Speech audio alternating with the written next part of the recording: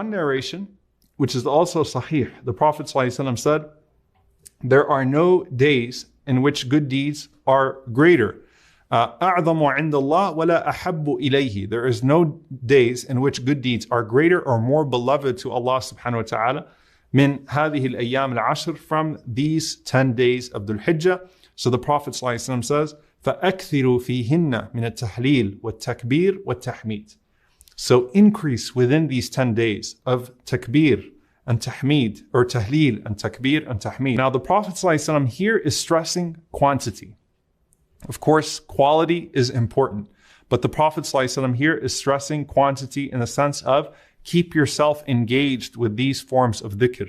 You can't do that if you're engaged too much with other people. And so take the advice of Ibn Abbas radiallahu ta'ala anhuma and carve out some personal time for yourself. And even if you're around people, lots of dhikr and the adhkar that are familiar to us.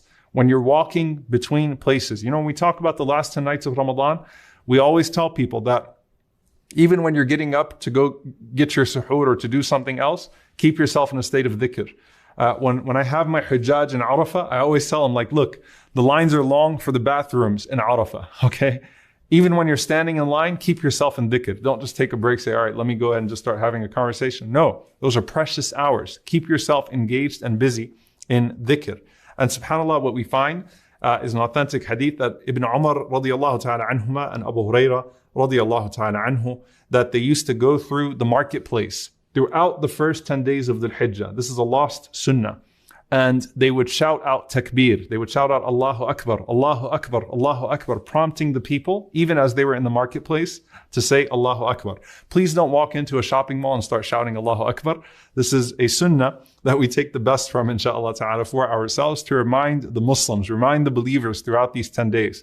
So when you're about to get into an argument with your spouse or you're in your home, remind them, Allahu Akbar, Allahu Akbar, Allahu Akbar. These are days of takbir. These are days of tahleel. These are days of tahmeed. These are days of praising Allah subhanahu wa ta'ala. Not just the day of Eid, but throughout the first 10 days, the Sahaba would prompt one another and remind one another. If you want to make this a time, if you are with your family, bidnillahi ta'ala, or even with friends, whoever it may be, but reminding people, inshaAllah ta'ala, hey, let's do this, inshaAllah ta'ala. Let's prompt one another to remember Allah subhanahu wa ta'ala. And imagine, I always like to cast this time on Hajj because, it's just the easiest way, again, to take the physical dimensions of Hajj and to think about the spiritual dimensions of the Hijjah, since they're so connected.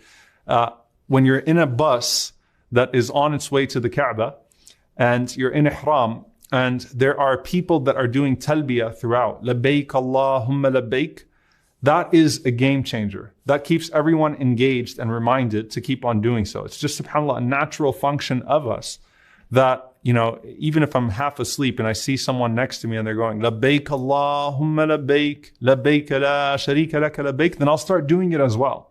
Because that's how we are as human beings. And so the Sahaba were prompting one another with dhikr within these first 10 days. And subhanAllah, we find that this was the gift that Ibrahim alayhi salam taught our Prophet sallallahu alayhi wasallam for our ummah. When Rasulullah sallallahu alayhi wasallam met Ibrahim alayhi salam, since we're commemorating both of them, alayhim as-salatu was-salam, in these days, when Muhammad sallallahu alayhi wasallam met Ibrahim alayhi salam, and Ibrahim alayhi salam said to him, Ya Muhammad sallallahu alayhi wasallam, give my salam to your ummah. Ibrahim alayhi salam sent salam to us. Wa alayka salam, Ya Nabi Allah. He sent salam to us.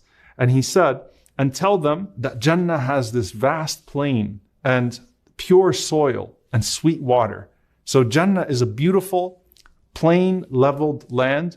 Its soil is pure. Its water is sweet.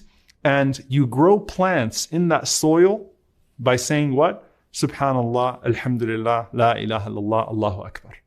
Every time you say that, your land in Jannah is increasing in real estate and in value because the trees are popping up in Al-Jannah for you. Every time you say SubhanAllah, Alhamdulillah, La ilaha illallah, Allahu Akbar. That's in normal times.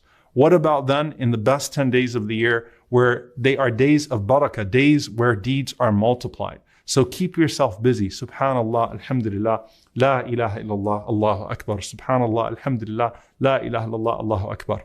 Look, the simplest way that I can give you, inshaAllah ta'ala, is take a number for each one of those adhkar. And of course, the things that are done on regular days. So for example, 100 times each one of these forms of dhikr, right? If you can do 100, do 100. If you can make it 200, do 200.